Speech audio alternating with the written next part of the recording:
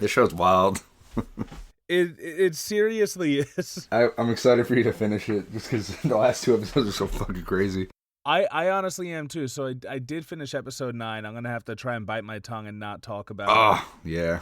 But yeah, that was pretty powerful stuff. A couple ridiculous parts, but overall, Yeah. I mean, you kind of give it a break, like, yeah.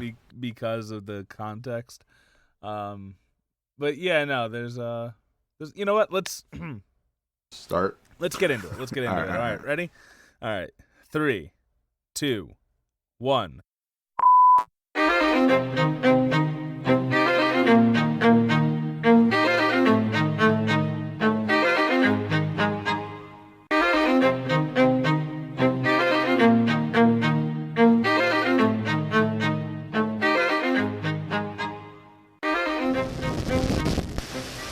Welcome back to the Politipop Podcast, the podcast where we take your favorite pop culture media and discuss the social and political themes within. I am your co-host, Mike Booch, a.k.a. Comrade Soyboy, a.k.a. the Soyboy Pseudo-Intellectual, and, as always, in my second seat is my co-host, Ty.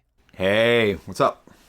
Hey, you know what? You know what is up is that we're starting off December right now, and I feel like we just came off of 2 months of having like a set theme for the month, and it's a little exhausting, if I can say so myself. Yeah, agreed. It's kind of nice that I think December's going to be a little more loose for us, and we can have a little more fun with it since we tackled some pretty heavy topics over the last few weeks. Yes, a lot, and I'm glad that I've learned a lot from them. So that's been awesome. Yeah, I mean, I'm excited to to review today one of several Grinch films that we're going to be talking about. I fucking wish, dude. I'm telling you, fans, blame the fun police, Ty. All right, for not allowing us to do. There's only 3 versions. Okay, there's the sequel, but that doesn't count. There's a sequel. Yes. You poked the hornet's nest, Tyler. The Grinch Returns. But okay, so there's the Jim Carrey one. There's the original animated one. There's the new one. There's the CGI animated one. And there's the book. Oh, okay. Aha. You got to get up pretty early. Yeah. At this point, if we do it for December, we could just do 2 versions, and because we get 4 20-minute episodes. Because today we're reviewing episodes 7 and 8 of Lovecraft Country, and then next episode we're gonna do 9 and 10 of Lovecraft Country. And it's only because, guys, we really wanted to finish them all in one episode, but there's some of us stayed up till 4 in the morning watching them last night. There's so much content, guys. So much content that it was impossible to get through. You really should have told me that. I'm sorry. That's why I was like, you only want to do 2? as his bloodshot eyes, one of them is twitching. Ooh, boy. Hey. I'm excited. There's a lot to decompress here. There is. So with that being said, just want to remind all the listeners here, our Patreon is live. Go and subscribe. We have 3 different tiers. For as little as $3 a month, you can support the podcast, and you also get a free, well, not free, but you get a cool. It's one of the many benefits that you donate for. You get an audio booch, which is my own version of an audiobook that I am currently narrating. So yeah, among other things, but we're not gonna go over that too much in this episode because that's that's more of a housekeeping thing. We have a Patreon. Go grab it if you want. That being said, we're at 0 patrons. I was going to the page just to see if there's any shout outs I needed to do, but nope. We're good. So you could be the first if you're listening right now. Absolutely, yes. And listeners, I also want to remind you to please like and subscribe if you're listening to this on YouTube. If you're listening to this on anything else, any other platform, just leave a rate and review. Subscribe to the podcast, even if you're not listening to every episode as it comes out. Just the downloads really help us get noticed in all the different algorithms that we are a part of, and more people get to listen to the stuff that you get to listen to and the stuff you like because Hopefully, if you're listening to us, it's because you like us. It's not Yeah. because you're developing like a counter podcast, like an alternate where they're like, all right, this week on the Politipop podcast, let me tell you how much these guys sucked. Like, The Unpolitipop podcast. Oh boy. oh, like the politically incorrect. The I'm sick. Oh God. There's so many ways you could take that. there are We're done with political correctness. Fuck that podcast.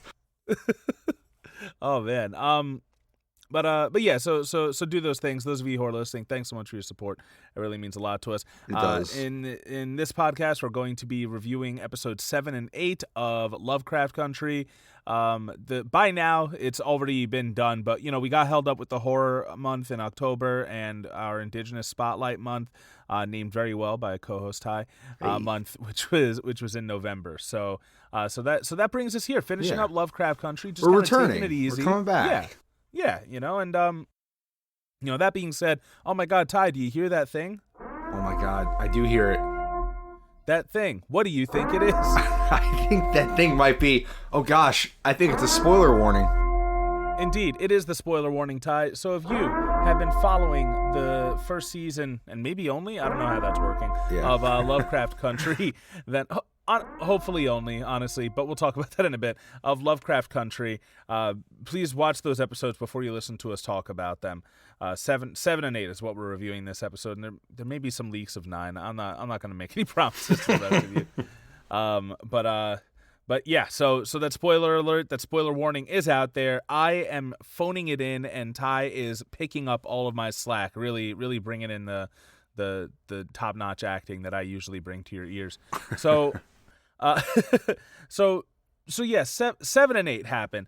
It was kind of jarring to just get right back into it because it had been so long since we reviewed it. We left off on an episode that was a flashback mostly, so That's why I almost feel like it was a good way to jump back, because like the last episode was kind of like a side story almost. I mean, they're all side stories really, it feels like sometimes, but like it was in the past, so we jump back in. It's like, all right, welcome back to present day. Let's see where we're going. And I think there's a definite like shift in, I wouldn't say tone, maybe quality from like episode 6 on, where I feel like it gets a lot more serious in a lot of ways. And I'm really enjoying these episodes. I had some gripes with some of the earlier ones, like the Indiana Jones-esque like kind of adventure and stuff. Yeah. And I think the horror honestly gets stepped up a lot in here. Does it ever? Right? Like Does it ever? Episode 7 kind of hits like that cosmic horror a little bit. Though it winds up being more like kind of adventure filled, which was kind of fun. And then episode 8 has some genuinely scary moments, which I thought was pretty cool. Yeah, dude, that is such a great way to describe them. I'm not even gonna try and build on that. But yeah, I was wondering whether or not you would say like they get better, because I thought that word was gonna come out of your mouth, and it almost came out of mine. But like there are some things that I'm not a huge fan of with these episodes, but the stuff that I like, I really like, and that's fucking it. That's just what I'm gonna take for now, and work with that. So there are several characters. I've found that the best way to go through stories now is to just review the character arcs. So are there any that you want to talk about in particular, Ty? I think we should talk about Hippo. Oh God, how do you say her name?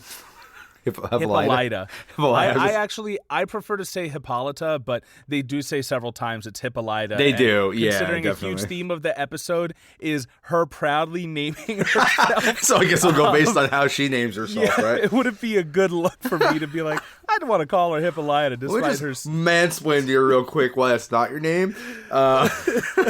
Exactly. Because episode 7 really is like her spotlight. It's almost entirely about her story. I think I feel like I missed parts of her story because like I don't remember her doing that much work and finding out about how George died, but I guess she did somewhere along the way while I wasn't paying attention. And it turns out that she has a beautiful mind, which is awesome. Yes. She honestly, this stuff here where she's trying to connect the dots and figure out the mathematics of this machine that she found and everything, I honestly wasn't that into it. Okay. But what follows blew my mind and brought me to tears several times. Nice. But they did allude to a lot of like her genius in earlier episodes. It just wasn't. I think it purposely wasn't important to us because much like she felt kind of stifled in her marriage, where she had to kind of reduce her own self. I think that's kind of what happened in the show. Like she wasn't a big part of the story or a focus of it until her husband's gone, and she has to kind of like step forward and reclaim her, her identity and kind of become like a more powerful figure. So I thought they did a good job kind of doing that, and then obviously the journey she experiences in episode 7 is pretty wild. Oh yeah, the way in which she does reclaim her identity, or some may argue claiming it for the first time ever, is by tracking down the coordinates of what looks like an H.G. Wells-esque time machine. Actually, I'm not going to assume to know what an H.G. Wells one looks like compared to other ones. It's no DeLorean, I'll say that. But like I can only assume that given the period and everything, it's definitely like, a nod to Wells. But yeah, so she, she ends up getting involved in this scuffle. Atticus is there. A cop gets shot. The comic book of doom that's left at all crime scenes, whether it's a house burning down or a cop being shot, the comic book is always left there. But she ends up being sent through a Thor Ragnarok-esque portal, right through the Devil's Anus and into multiple times into this kind of like space opera adventure, and she's in what seems like this intergalactic like this cell inside of a spaceship, and she has when she is confronted by like the Afro being, right, from another universe, Afro cyborg, who's like God. You want it to be a prison, right? She says that to her. Yes, yeah, and by the way, very reminiscent of Garnet from Steven Universe, if any of you have watched that. But yeah, Space Lady, huge amazing fro. Yeah, and these words kind of sit with Hippolyta as she she starts discovering that there are parts of the room that she can use to kind of bend reality and change things, and she's figuring it out, and in doing so she ends up being put into other realities to name herself. Oh, I did really love that she was using the universal language of mathematics to figure stuff out. I've listened to a good amount of Star Talk in my time, Neil deGrasse Tyson, and he does say that the universal language is mathematics, which does make sense, because I'm fucked. A lot of us are, because like regardless of what language it's in, like reality is reality, and like if you're speaking English, Spanish, Dutch, whatever, one drop of water is still one drop of water, or one stone is still one stone, like no matter what. So she's using that language to kind of. What about miles and kilometers and all that? So the amount of distance is the same. Okay. The arrogance of the United States. I mean, like technically the distance is the same. What you call it may not be the same, but the distance is the same. But that's definitely more of a question for Mr. deGrasse Tyson. Yeah. So her first fantasy, she says like where she wants to be, and she says she wants to be dancing with Josephine Baker in France. So yeah, I feel like she kind of says it like almost like sarcastically, like she doesn't actually think anything's gonna come of it, And then and yet so much does. Yeah. Now, I had to go on a little journey of discovery to find out who the hell Josephine Baker was. Now, tell us more. Sure I've seen her image. That I will, Tyler. I'm pretty sure I've seen her image in a few different places. I might have learned about her in a class here or there, but Josephine Baker was an incredibly famous performer who was part of the Harlem Renaissance.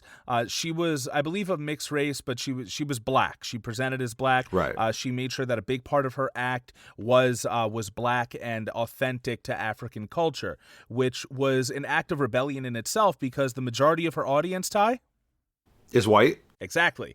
She actually, while she was performing in overseas, she spied for the French during World War II, and also when she got back to the United States, she refused to perform for segregated crowds. Wow. So that forced club owners to either give up the money they would make or integrate the crowds and allow black people into their clubs that are normally meant for only white people.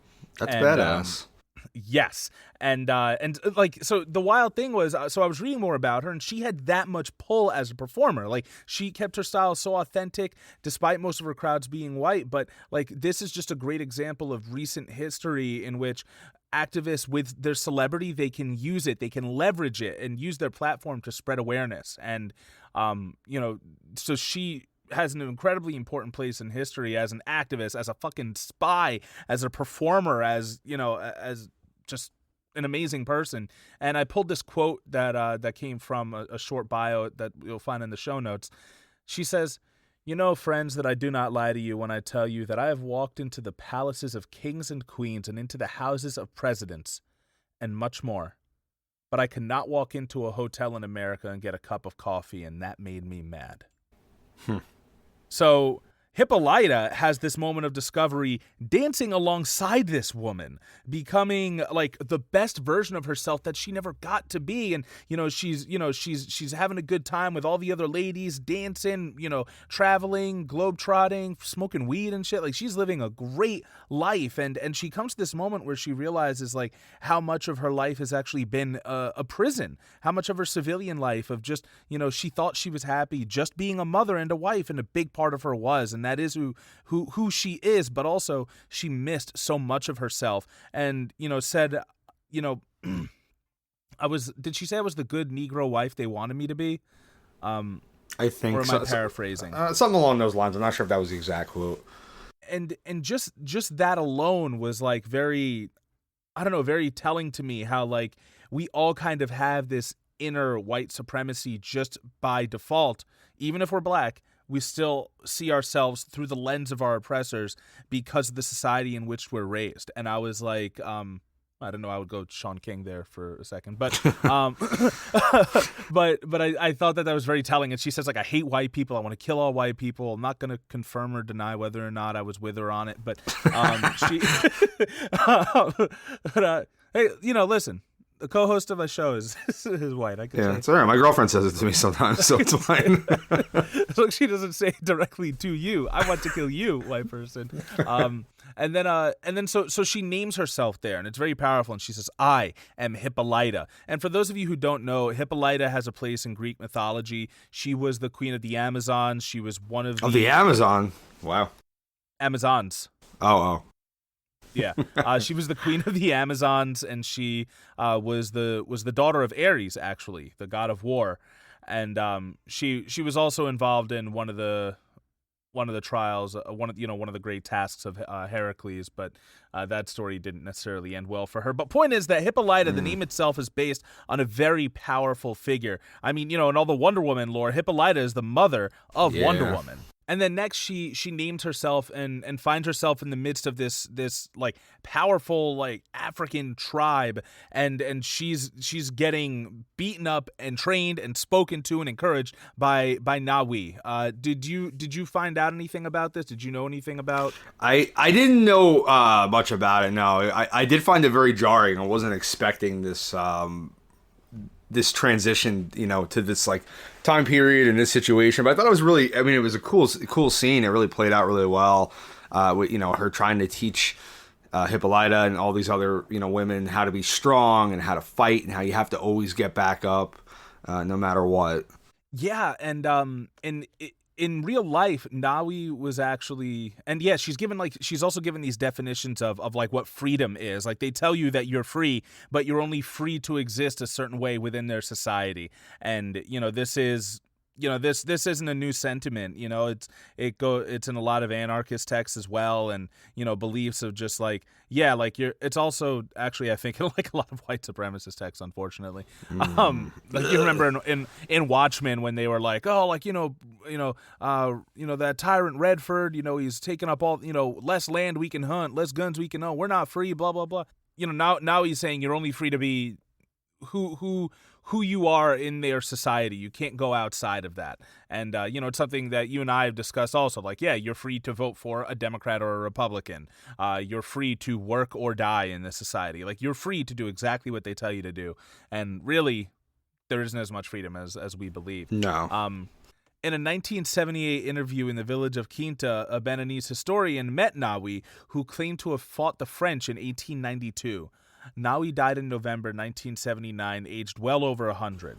Wow. So, speaking of their campaign against the French, which actually happened in real life, unfortunately, that's how they were. Most of them were wiped out. Losing in melee combat after being, shot and having bayonets used on them. They didn't fare too well. Like hand-to-hand combat, they were great, and it was noted by the Europeans, like just how amazing these warriors were. But when it came to superior technology, it just took them down eventually.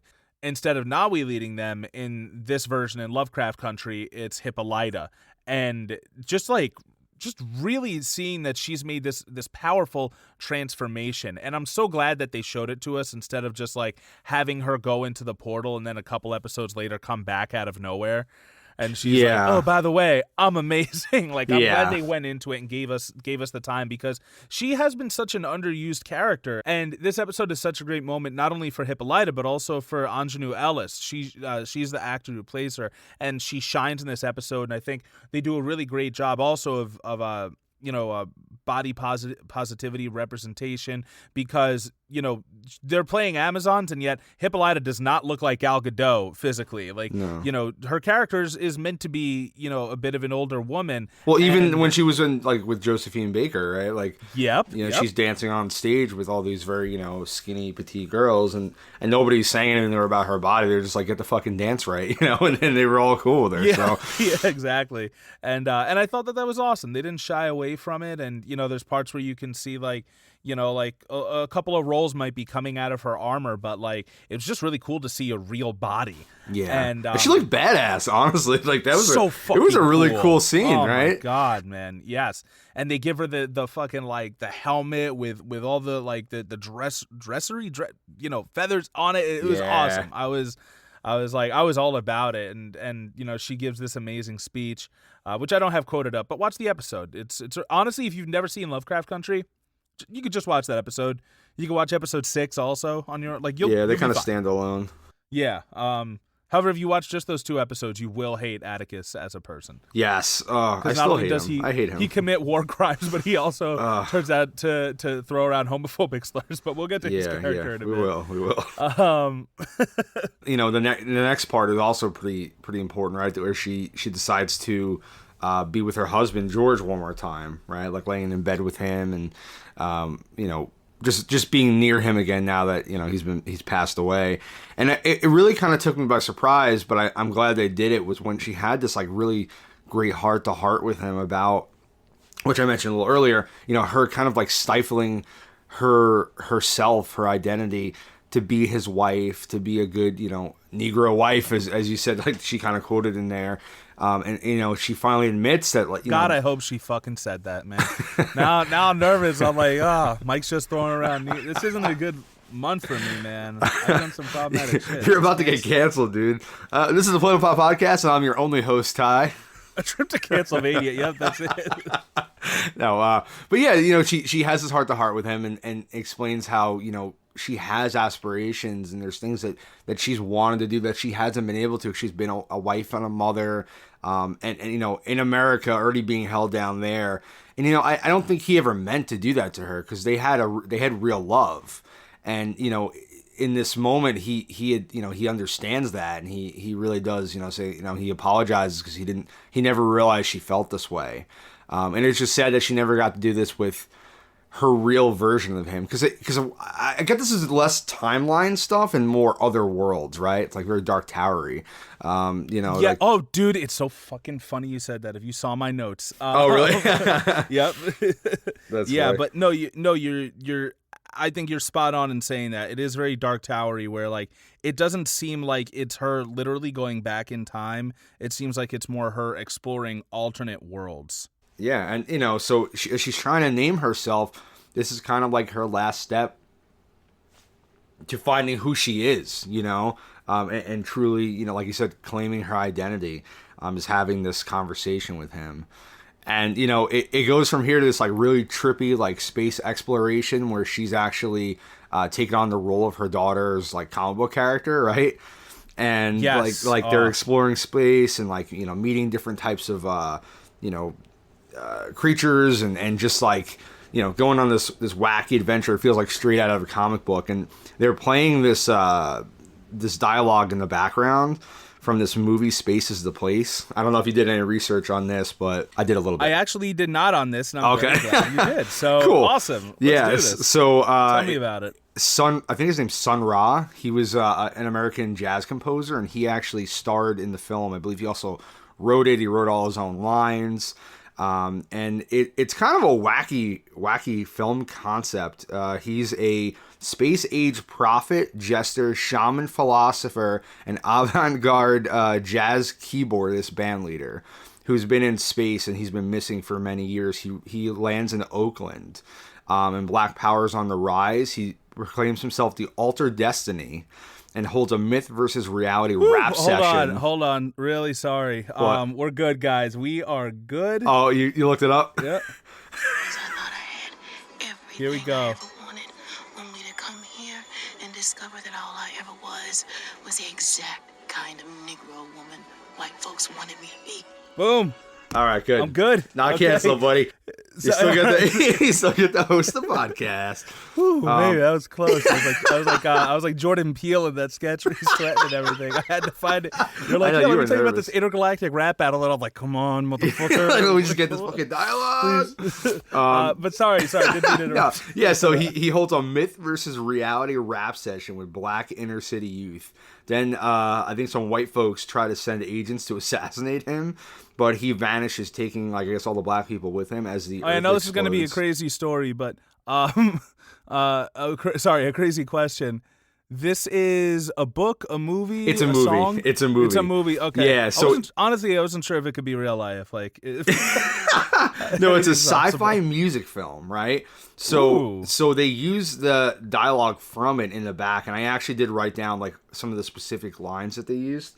Yeah, they were very powerful. Feel free Yeah. to share them, please. So like Hippolyta's like floating weightless through space, yada yada yada, and you hear Sun Ra's voice say, so Sun Ra says, "You don't exist in this society.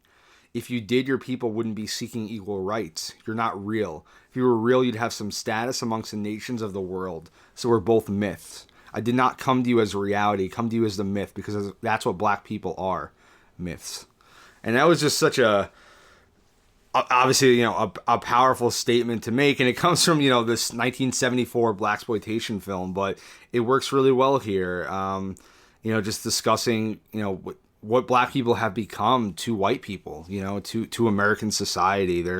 They're not real, right? There's all these false beliefs about who they are and what they do, especially in Jim Crow era America. Yeah, and I mean, you could even look at the person who knows only one black person. Now that one black person is every black person to them.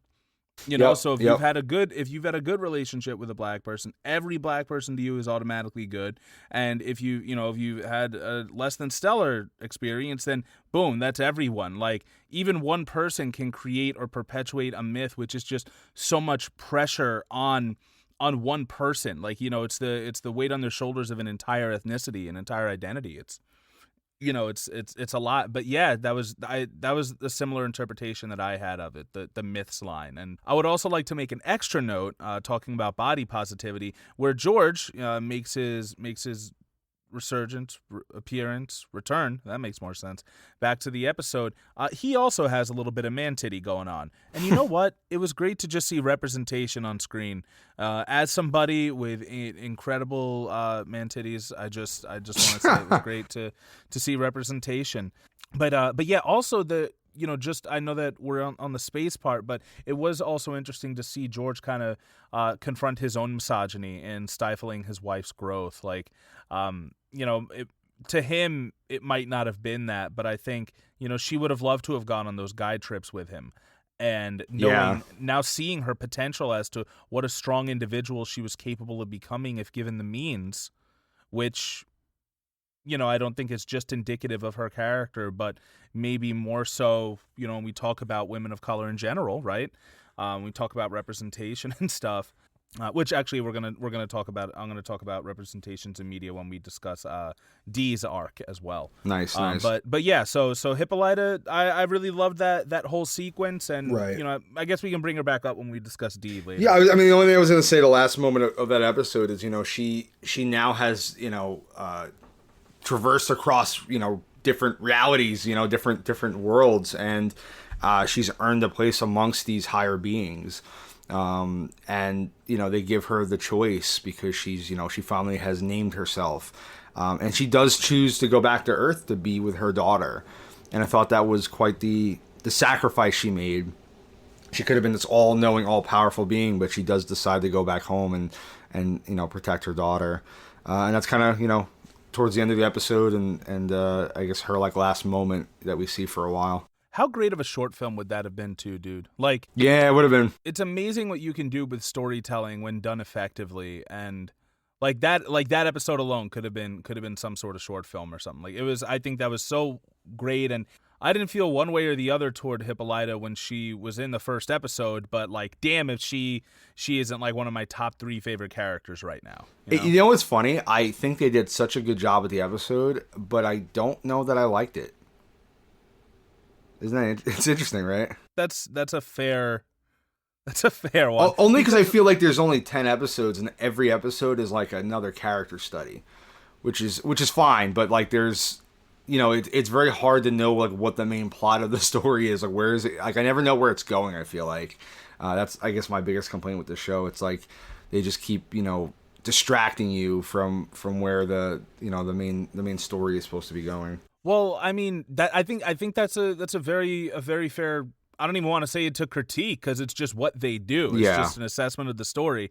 I do think they do their best work when they focus on individual characters. True. And and it's great to see them leaning into that, like they did with Hippolyta, and like they did with the Kamiho in episode 6. Gia, but and like they did with Ruby and Del and everything. But also, I do not see kind of a main story. I guess they're oh, it's the Adam thing, but also I do not give a shit about that story. I'm gonna be honest. I know it's the main part of it. I'm not saying anything against Jonathan Majors' performance as Atticus. I think he's great. I think the acting is great in this show, but Atticus as a character, I'm just not a huge fan of. It's hard to root for him. It really is. He's very toxic, and I know that's supposed to be on purpose, but he just has a lot of really negative traits, and a lot of negative actions that he takes. Did you want to talk about him next, since we're just kind of going into it? Yeah, why not? The thing with Atticus is, so a big part of this episode 7 is he finds out that his father, Montrose, is gay. Yeah, it's a big moment. It's a very big moment. He literally walks in on him having a fight with his boyfriend, right? And it's pretty shocking. Not only having a fight with his boyfriend, but in a vulnerable moment in which he's asking his boyfriend to come back. Yeah. And we'll go over, maybe we could do Montrose and Atticus at the same time. We'll see. Basically, Montrose is having a come to Jesus moment with his own identity as well, as we discovered in prior episodes. And this scene, he's having a fight with his boyfriend because whenever he gets close to this man, Sammy, he ends up kind of fucking things up because that he's just too afraid to show any vulnerability. And I think he puts a lot of this into Atticus as well. But I think my issue with Atticus finding out about this, obviously he's feeling lots of different ways, and he says the F word, and not the fuck word, the F word. That's a homophobic slur. The word that means cigarette in England. Yes, the word that rhymes with Bob Saget's last name, and he says it, and oh man, it's really tense because you can see why Atticus is mad, but you can also see why it's not okay for him to say that. Your problem with your father is that your father is the fucking worst, not that he's gay. Yeah, but you know what? I don't think he even means to be. He's just trying to find the most hurtful thing he can say. He's trying to be hurtful. Moment. I think we've all been in that place where we say something we really don't want to. Because we know how bad it is, but we're just trying to hurt somebody who's hurt us.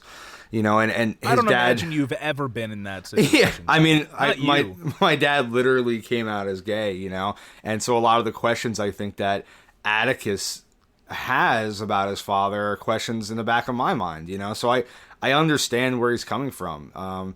You know, I didn't ever really confronted my dad about it the way Atticus does, so you know, we never had that a moment where I asked these things, but I definitely get where he's coming from. You know, he's especially because he's been beaten by him, you know, told not to be soft, you know, so to speak, and like, you know, to find out that it's really his dad's own reservations about his true identity that he took out on Atticus as a child. You know, that's frustrating. It's angering. And then, you know, there's the thoughts of, did he cheat on his mom with somebody? You know, did his mom know that Montrose was gay? You know, these are all like racing through his head, and he's already had a tense relationship with his father, and now he feels this, you know, this betrayal. You know, in a way that he discovered it. You know, his father didn't even tell him. He walked into it. So it's, you know, there's a lot of emotions going through him, and he does use this hateful word. And again, I don't know necessarily that he actually hates gay people. It's just he wants to hurt his dad. I don't think he does at all. I don't think that's him at all. He just, yeah, like you said, he really wanted to hurt his father, and it, you know, and it does get to him, you know. And he says, you know, I'm your father. Don't you ever call me by, you know, by don't you ever call me out of my name? He says, you know, don't ever call me anything different. No nicknames, no slurs. And again, that's like a way that Montrose kind of, I think, also fails the situation again. You know, instead of showing a little bit of, you know, love to his son and understanding how difficult this is also for him, you know, he gets defensive and tries to, you know, almost beat it out of him again, right? Like, you know, he's going to show me respect. And that's just like the nature of their relationship. They're just always fighting, and they never can just have a conversation and like hash things out without it getting heated. Yeah, and it's always awkward when the two of them are around because they never do talk about those things. But you know, which is a great, you know, I can't stand it as somebody who watches and empathizes with imaginary characters better than I do with real people. Yeah. I can't stand it, especially, you know, I haven't had the same experiences with my father as you have with yours, but you know, I know what it's like to, like, there's something in the air that you two haven't spoken about, and now you have to be in the same place as each other, and it's fucking terrible. Yeah. And you know, there's a lot of that going on, and I wish I would have gotten to see more of Atticus discovering and working through those feelings like Hippolyta did, you know, for her arc. You know, we just see Atticus kind of get angry again, which, you know, is a repeated thing that happens now, and then he's off screen until he comes back and goes, oh, I have to talk to Christina, and that's kind of it. Like, yeah, I don't know. I just wish he had a little more going on. It would have been nice. But I think they explore this later on. Spoiler alert. So, you know, but, you know, and that's kind of in Atticus's personality now, is that he's always angry. He's always lashing out. You know, he's becoming his father in a lot of ways. You know, the way he talks to Letitia, the way he talks to, you know, the people around him, it's just... He can be very aggressive and very toxic, and that's exactly how he grew up. Yeah. Is there anything else to discuss about him other than that? Other than he's like... This is where Gia comes to his house, right? Or to Letitia's house. Yeah, fucking Atticus again with Gia. And this really hurt me, man. This was like so hard to watch. I was he's like... such a piece of shit. I know, he's such a hateful person. You know, she comes to him because she loves him. You know, she really, truly loves him, and she wants to help him because she knows that, you know... she saw that he was going to die, and, you know, she knows he's in danger, and, you know, she comes to help him out. And Letitia, who is obviously, you know, upset, but still treats Gia with more respect than Atticus does somehow, you know, is having a conversation with her, and Atticus is like, fuck. You know, he walks in, he's like, oh, man, this is awkward. But, you know, they have their conversation, and he's just so... brutal to her. He tells her what they had wasn't real, and he tells her to get the fuck out. What does she want from him? You know, she's not welcome there, and you know, it's really heartbreaking. And he's like, why are you here? And Letitia notices it. Letty notices it. She's like, you know, she loves you. You know, I could see it in her eyes. It's you know, she's here to help you. And that was the realest thing in the world. I feel like she saved his fucking life in Korea, and he's just going to say what we had meant nothing, you know? Yeah. I mean, she forgave him for the monster he was, and he couldn't forgive her for the monster she was. You know, not to hit the nail on the nose, but like that's on the head, on the nose.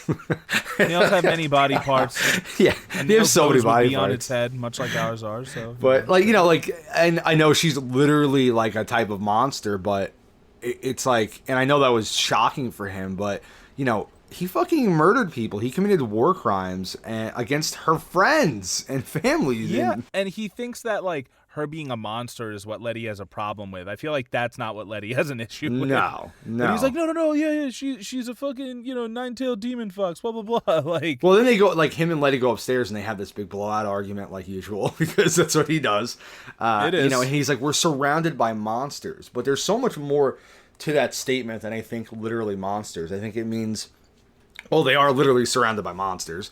They're surrounded by magic. They are literal Lovecraft. Yeah, monsters, yes. But they're also surrounded by white supremacy and hatred. This is the same episode. In a minute we'll probably talk about Emmet Till, and he's recognized this hatred all around them. He's been a part of hatred. He's committed acts of war out of hatred. So he does understand that this is a very horrible world they live in, and there's constant violence and monsters all around them, and I think he wants to just protect his family, and he doesn't know how.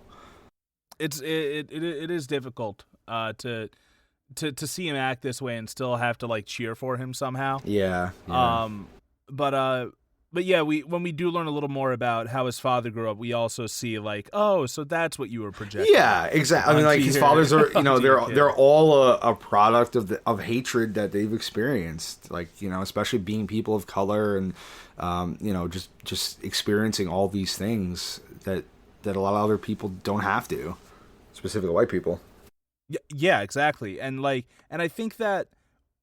When that was a great observation when he says like we're surrounded by monsters, like yes, literal monsters, yes, like white supremacy, but like it's kind of like in a way the world is full of monsters. You're the weird one if you're not one. So that's why you have to kind of become one. Like Montrose has become a monster, and if I can be so bold as to say this goes into Dee's storyline perfectly, her whole storyline is about fighting off becoming a monster as well.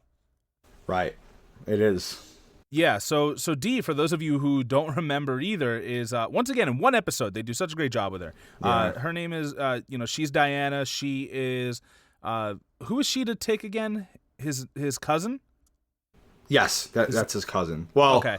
It might be his cousin or it might be his half-sister. Oh yeah, that's right. Because of course there is the theory that that we explored from the previous episodes that George might actually be the father of Atticus. Oh, and actually I think it gets revealed in this episode that Montrose believes that's more than likely, actually. But yeah, so this episode starts off with the funeral of Emmet Till, and it is such a graphic representation, and I think it's done very well because of that. The name of the episode is Jigabobo. I think it's a play on the word jigaboo, which is a slur against black people. But also Bobo was the nickname of Emmet Till.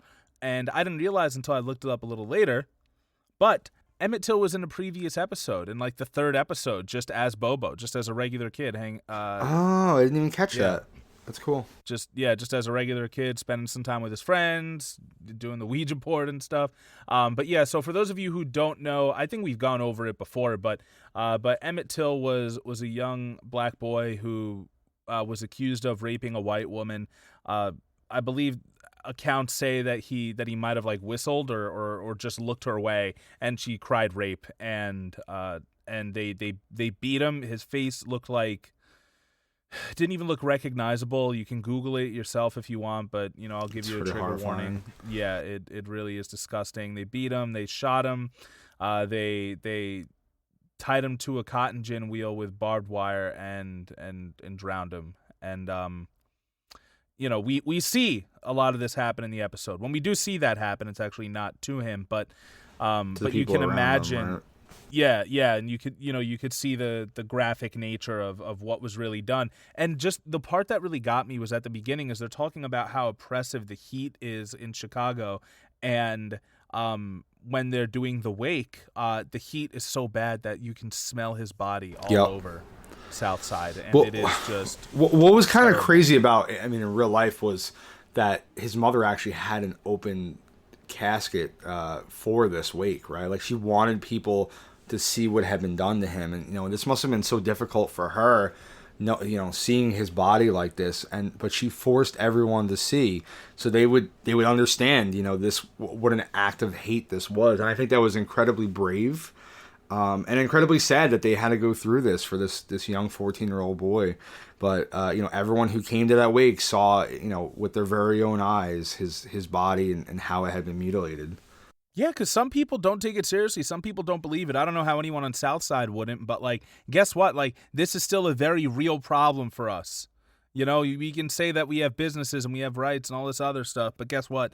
This is a very real problem, and This is how real it is. This is what they'll do to you. And Dee is here as a kid. She hears people talking about her right behind her as to whether or not it's appropriate for her to be there. She sees the Nation of Islam is coming and making this into I don't mean this in a bad way, but making this into a spectacle. Like, all right, we're going to use the momentum from this right now and start, drumming up, resistance against white supremacy. Like, that's their thing. And also the heat, like, everything seems to be coming in together, including the fact that not only is her father dead, but her mom has been missing in time and space and might be dead. So she is just so stressed out, and, like, I was thinking to myself, is this the same thing that happens to kids today still? Like, if you were a kid in, what was it, 2010 or 2012? Trayvon Martin? I think that was 2010. I think it was 10. So if you're a black kid during Trayvon Martin, do you start to feel the same way she felt? And we see her going through this grieving process. One, Bobo was her actual friend, so there's that. But, there are some businesses that are closed, and there are those that aren't. And she's angry at them. She's angry at people who are going to the business instead of being at the wake for Emmet. Like, she's angry, and I think, we see she doesn't know where to take this anger. Yep. And express it, which is something that we still deal with today when we see black brothers and sisters gunned down, by white supremacy in whatever whatever name it is. If it's police brutality, if it's vigilante violence, whatever it might be, right. It is still very fresh. And what does Montrose say about it? Because I know you wrote it down. Yeah, right in my memories. He just says it's important for her to see it, right? Damn it, man! I thought that one I thought, because you usually write down the quotes, but yeah, pretty much. He says, "Ain't no getting around this. Every Negro's rite of passage in this country. Like, guess what? Every at some point in your life, you're gonna have to go through this, and so it's better for her to go through it earlier." And while she's out trying to make sense of this, she gets accosted by some of the cops who are also getting involved with magic stuff. Which is so very typical of a situation, though, right? Like you go out and you try to make sense of this. Whether you protest or you're out in the street, and what do the police do? They roll up on you, right? I mean, when this scene first played out, I didn't even realize it was going to be related to the magic. I thought they were just like, oh, there's a black girl around. Let's go, fuck with her. And then it turned out it was even more. They were specifically looking for her because they had found, the comic book that she wrote. And I was just like, man, that's just so typical of the police to come up and accost her. And then, of course, they put this horrifying curse on her. That's, man. Oh, my God. Curse of all curses, dude. This was Jordan Peele level stuff. Yeah, everyone's like, this is Jordan Peele. Yes, definitely. It's like It Follows meets Us. Oh yeah, it was definitely, it was very, very It Follows, and very, that's absolutely right. But I do want to give a little bit of historical context.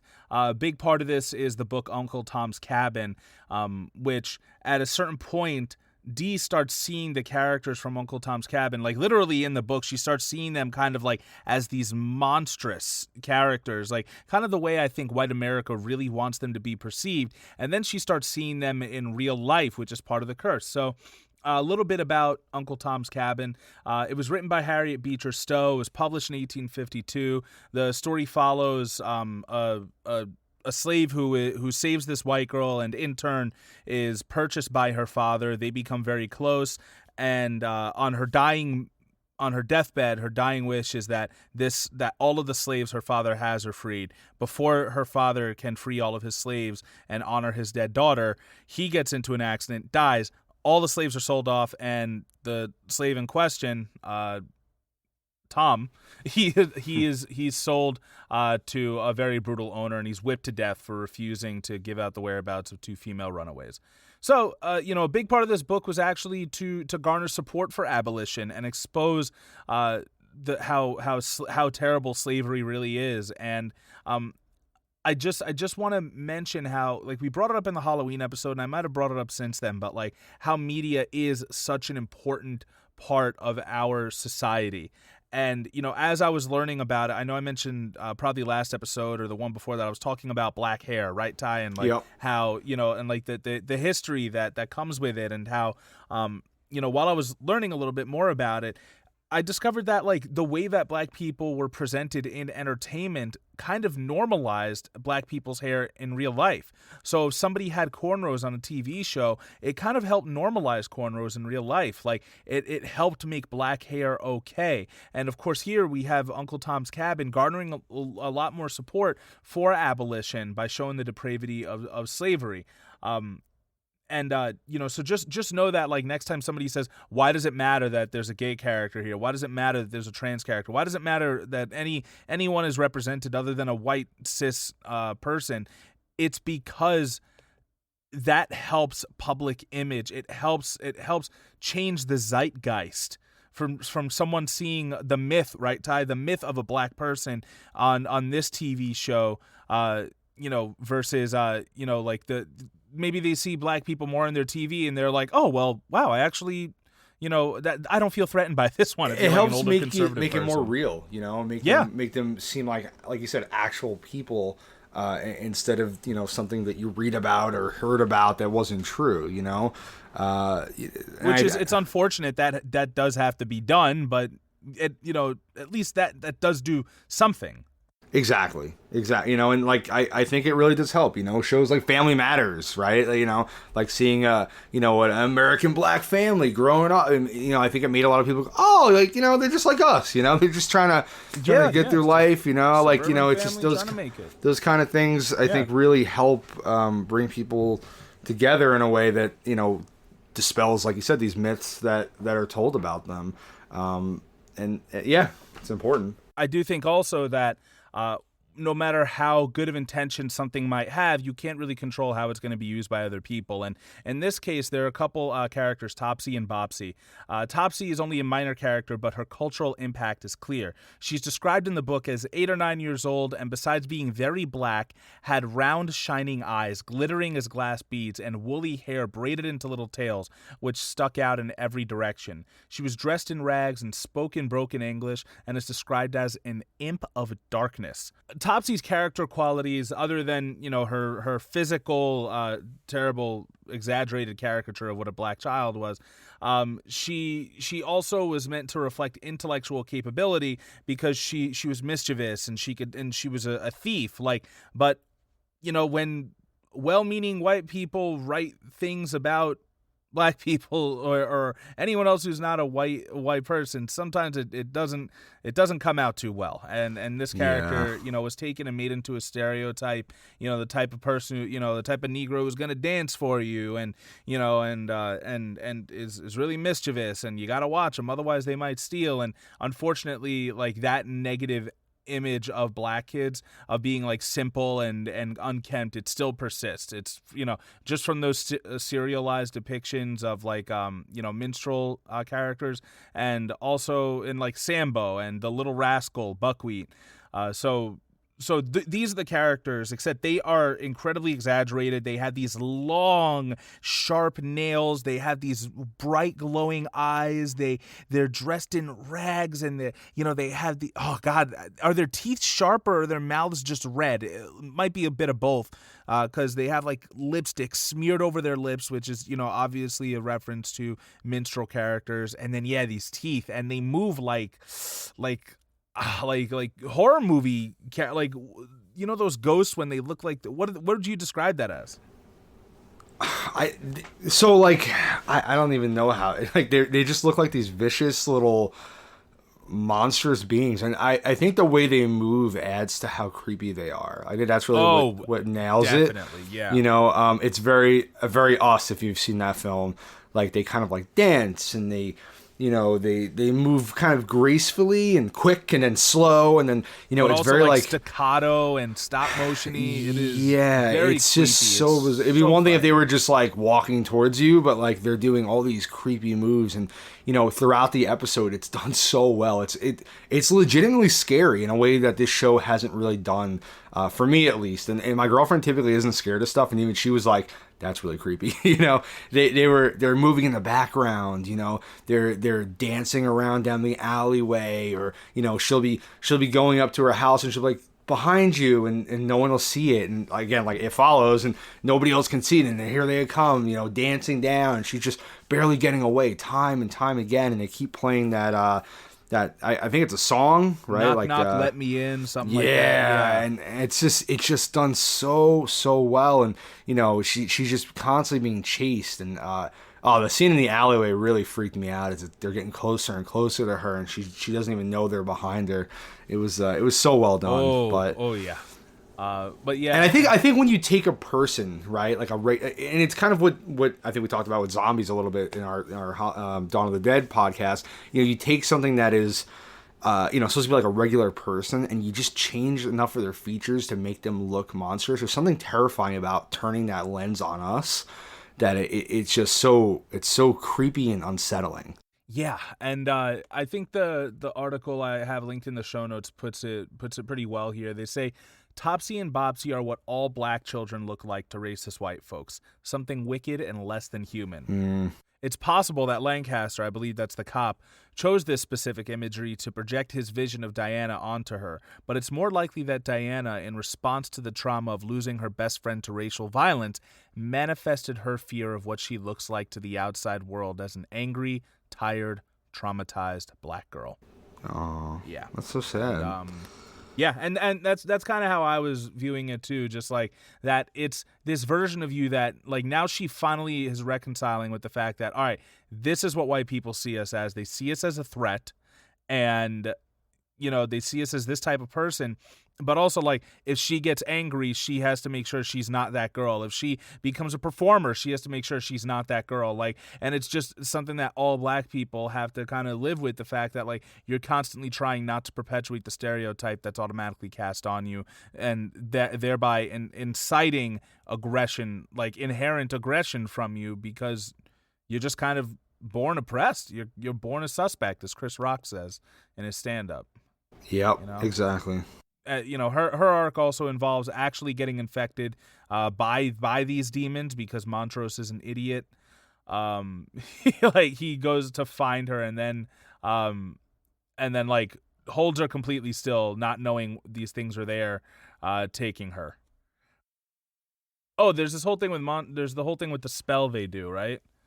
Tell me you fucking remember what the spell was about. Yeah. So they were trying to do a spell, I think Montrose and Atticus, to protect their family, but it doesn't work, or so they think, right? They I don't think they even really fully understand what they're doing, but they know that it'll protect their family. And then maybe we didn't mention it, but also Atticus added the portal that takes Hippolyta on her journey. He finds a book called Lovecraft Country, which is written by his son. So he knows that Letty is pregnant. Which is also a thing. Letty is pregnant with his child, and well, what's interesting is the child's name is George, so when you first see the book, you think it was written by his uncle. And you're like, oh, that's pretty meta, And then once he reveals it's his son, you're like, oh, that makes sense. But there's certain differences, right? And he says, I think they mentioned in this episode, Christina's a boy in it, and I think Dee's also a boy in it. Uncle George is not dead; he's still alive. So there's certain differences in the book, but otherwise it's their story. But yeah, so the police, the ones who cursed Dee, she actually confronts them, and she won't help them with what they want, so they won't lift the curse. They decide they're going to go just shoot up, basically, Letty's house, right? Yeah. They go there, and they can't go inside because there's magic protecting it, so they just light it up. And Atticus shows up, and Letty had actually made a deal with Christina to being vulnerable. So her and her child are protected. They can't be killed. Christina wouldn't do it for Atticus, though. And, it's this moment that Atticus is staring down the barrel of a gun like so many, black people do in America today with police. And a bunch of cops just he's right about to be shot. And one of those Lovecraftian monster things pops out of the ground and saves him. So the spell did work. Wild dog demons with multiple eyes is there. Yep. with skin of black. Yep, the spell worked. It's not what they probably expected, but the creature does protect him, and then it goes on a cop murdering spree where it just viciously... And it's actually really cool. It's well done.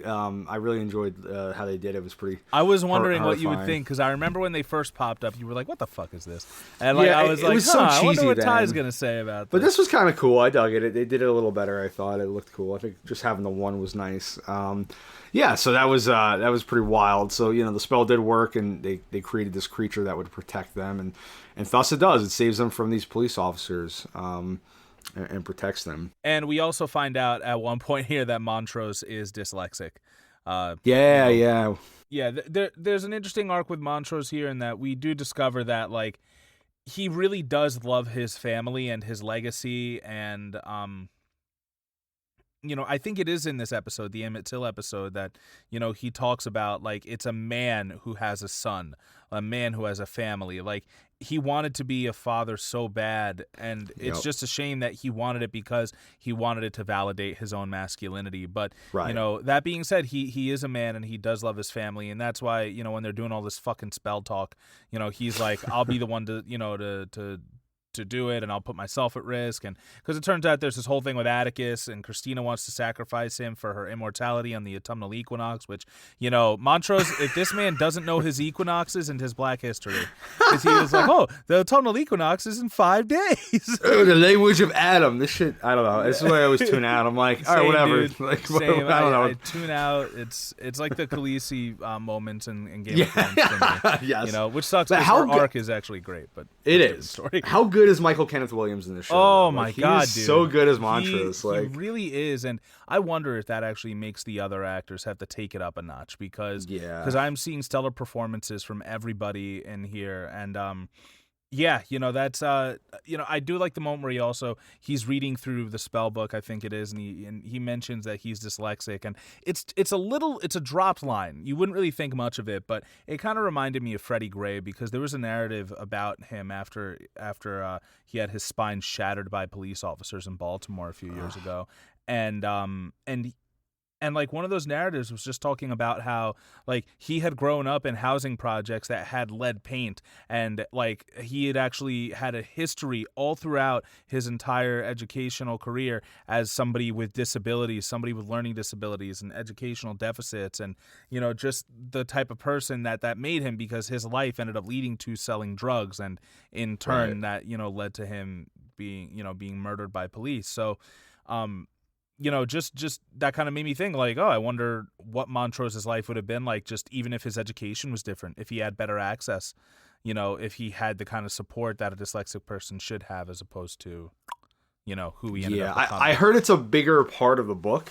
It's revealed earlier, and I think it does have some moments. So I guess they wanted to throw it in because it's important to his character. That's pretty but cool. Not, and I mean, in the book, the characters aren't black either, right? I think they are. Oh, they are? Oh, it was written recently, right? Yeah, it's not by Lovecraft. It's by someone else. So. Okay, sorry then. Yeah. It only came out in like 2016 or something. So okay then. Sorry about that. All good. But yeah. So that's interesting. I wonder, maybe that'll be one of the audio booches we do. Is we could do Lovecraft Country. It's one book, right? Ooh, that could be cool. Yeah. I think so. I don't know. Maybe that might be a good one. We'll put it there when and if we ever get patrons. Yeah. But yeah, so he's a family man. He's super gay. That's his arc, and then we also have Ruby's arc, which she confronts her own inner white. Well, Ruby's supremacy. interesting, right? Because she's greatly affected by seeing Emmet Till, and she goes to Christina's, and she's confronted by a white man immediately. To remind you guys. Yeah. She's confronted by a white man immediately, who's like, "What are you doing here?" Blah blah blah. And then William / Christina shows up and is like, "Oh, I know her. Don't worry about it." And the guy's like, "Oh, I just want to make sure." So she goes inside, Can I And stop you right there real quick? Yeah. It's going to be one of those 1.5-hour episodes, people. Strap in with us. Because also, I forgot to mention that the Topsy and Bopsy characters are known as the pickaninny trope. I know there's a variety of different minstrel tropes. The Jigaboo, the Coon, the Mammy. The pickaninny is the character that Topsy is representing. But the thing I actually wanted to mention was, once again, another dropped line, but we read between them here, don't we? Is that the man who pulls up says, like, oh, I know there's all that business on the South Side. And by business, he literally just means a funeral for a boy who was massacred by white men. But, to him, it's like, oh, like, who knows what this means? Like, he's like, I want to make sure it doesn't make its way up here. And, like, it just fucking, I hate that narrative so much. It's still something that you hear today when people are like, oh, in case these protesters make their way into my neighborhoods. Like, guess what? They fucking won't. They don't want to. It's got nothing to do with you, at least in that way. But yeah, that's kind of what it reminded me of. Like, oh, wanted to make sure none of that business makes its way over here because, they're just animals rioting. It's ridiculous. But yeah, so exactly. she goes in with William, and what do? Well, after they have a little bit of heart-to-heart, they have the most crazy sex scene ever, right? Where heart-to-heart, they have some where she's pelvis to pelvis. She's taking a potion. She's in the white lady body, and then the skin starts peeling off her while they're fucking. And it's it's really weird. Yeah, but, I don't know how I felt about it. Yeah, especially because I like Ruby's black version better. Yeah, but also she does say that the whole reason she took the potion was because on the day of Emmet Till's funeral, she didn't want to be the only black woman having sex with a white man. So exactly, she didn't want to be a black woman having sex with a white man. Right. It's there's a lot to unpack for her, and she does confront Christina, and finally say to her, like, do you care? Do you care what happened to Emmet Till? Does it matter to you? And Christina very bluntly says no. She doesn't really care about anyone, and she says, I don't think you do either. You wanted to come here and be what you wanted to be and not worry about Emmet Till or anything else. And it's very shocking, I think, for Ruby, and I'm not sure she even really knows how to respond. But at the same time, there's something that she says to Christina does get through to her, because Christina hires someone to kill her in the way that Emmet Till was killed, right? So it's a brutal death, and she's going to come back from it because she's invulnerable. But at the same time, it's just, it's like, why choose to do that? Yeah. So this was wild. And, we talked about liberalism being on full display when we reviewed Even the Rain last time. But, here we also see it, that, like, we have a white person who appears to be an ally, and she'll also appear to be an ally in the next episode too. But she is really just about kind of furthering her own means, like her own ends. Her own means? She's about furthering her own agenda. Yeah. And that is just like the definition of the white liberal or the establishment Democrat, the person who's like, oh yeah, like, no, I care about you specifically, you black person, but when I can't necessarily use you to achieve my means, We'll paint Black Lives Matter on the road, but we won't actually institute any sort of changes to police, law enforcement policy or anything. But yeah, and it was, so this is where I said, like, you see this woman get the shit beaten out of her. She gets shot. The barbed wire, everything. And I didn't know until the end of this that she was actually immortal, or I guess she has the mark of Cain to bring herself back or something. Yep. Okay, she keeps casting that spell. Okay, but she's not fully immortal yet. So what it does is it heals you. She said she was the one that discovered it heals you. So you can use it to heal wounds. But at the same time, I think you have to cast it over and over again. Or I don't know. It can be reversed with magic. She's not invulnerable forever. It can be reversed. Yeah, there's a lot of talk of magic, and literally every time they say the word magic, I kind of start turning the other way. Yeah. Even though there is literal magic. But yeah, so this reminded me of a thought I had recently. It was actually just yesterday, and it's this: 2020 is the year of like the great equalizer, because it's the year that a lot more white people are getting to discover what it's like to be a person of different means. For reasons beyond me, I have now lost my job and I'm in a fucked up spot. I'm on unemployment. I'm one of those people who I kept criticizing before. Now all of my friends and family are canceling events. This happened with my in-laws. My mother-in-law said it was depressing that, this year the two big parties her family has during Christmas won't be able to be had. And don't get me wrong, it is sad. I mostly enjoy going to those, but I know this is a stretch, but it made me think of the Japanese internment camps that we had in the United States. Interesting. And I want to say they were up for 2 years. And for those 2 years, I'm sure they had to do Christmas a different way. I'm sure they had to do things, like New Year's a different way. I'm sure they, I remember George Takei. Yeah, exactly. Like George Takei saying, on his Facebook post back when I followed him, but also big time liberal. It's a little tough to sometimes. Him saying this is how we celebrated these holidays for 2 years and blah blah blah. And it's just occurred to me like you motherfuckers don't even know what you're in for. I understand that everybody has hard times, but the way in which so many more people are struggling now due to COVID-19 and the gross mishandling of the pandemic by an incompetent commander-in-chief, now so many more people are seeing it, and 2020 is hitting them, much like these guys are hitting Christina. I don't know. Maybe it's just me, but once again, I've had people, I've heard people complaining, we can't do this, blah, blah. It hasn't been a fucking year, dude. It hasn't been a year. If you, just like Ramsey says, right? If you think this has a happy ending, you haven't been paying attention. That's you really haven't been. Shit can get so much worse. The Black Plague lasted for how many years? We're not even 1 year through. And, I mean, don't get me wrong. I've lost my mind and, but, I'm still not one of the people who's like, oh, man, the virus, it does suck, but. I don't know. It definitely affects people in different ways. I've experienced depression for the first time in my life this year. Not directly because of the virus, but I think it's just part of a lot of stuff that's happened I'm sure. this year. So, there's connections. So I don't know. It's a hard one. I definitely, but like you said, it could be worse. I think it's just when people's life gets upended, it's very it's confusing and upsetting, and like you said, for a lot of people who have been so privileged and so lucky to not have to experience this stuff, it's very difficult. But if you look at history, being a black person, in the 1700s, 1800s, being a slave, think about that, right? Or not even having any rights in the early to mid 1900s. It's, it could be worse. So yeah, or even among class too. There are definitely white people who have had it rough, and but for somebody that's who Christina's never had story. That's exactly what her story, right? Yeah. She's always like, I'm a woman, I don't have the same, privileges as my dad, and I couldn't be this, but you're still a white person, a white rich person in America. Yeah, she is of means. Her father was a fucking warlock. So as bad as it is, but it's still way worse for everyone else. So. Yeah, and I mean, no, I do understand it sucks, but I guess the difference is also and I don't know how to present this in a way other than coming off as arrogant. I really don't mean it to, but I'm not, it's been rare that I've spent Christmas in the same place 2 years in a row.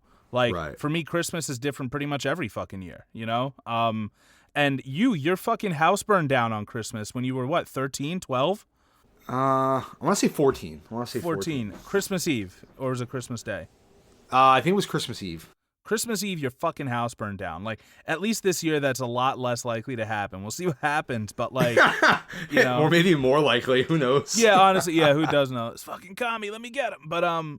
But yeah, so that's kind of what this said to me. It was finally a white person experiencing what it's like to be a black person, and she got it, and she even tried to fight back a couple times, which I liked. Yeah, all right, is there any way to do this? Because we do hear from a lot of victim blamers that regardless of the atrocity, oh, why didn't you fight back? Blah blah blah. But she just didn't stand a fucking chance, and she's an adult.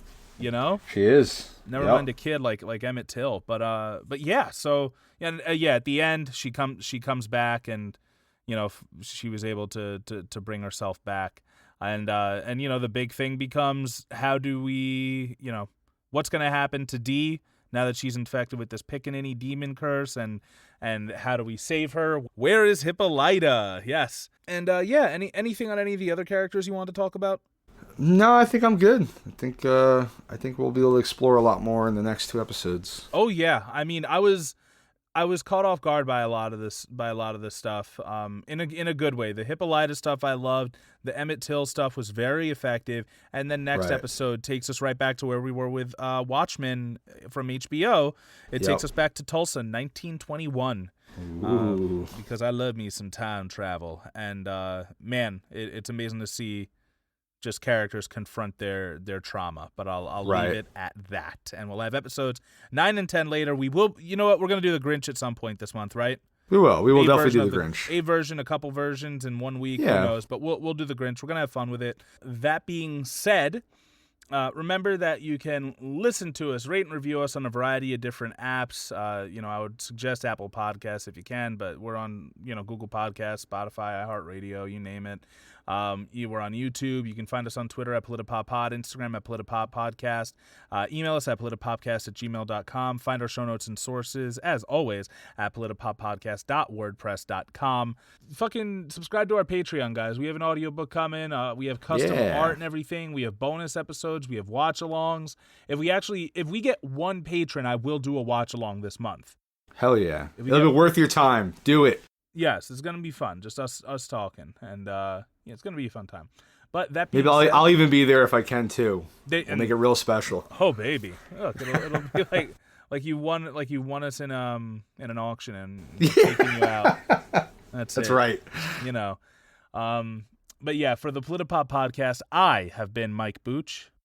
And I have been Ty. Remember, no matter what you're reading, what you're watching, what you're listening to, never stop thinking, never stop learning, and always remember to read between the lines. And see. Oh, thank you.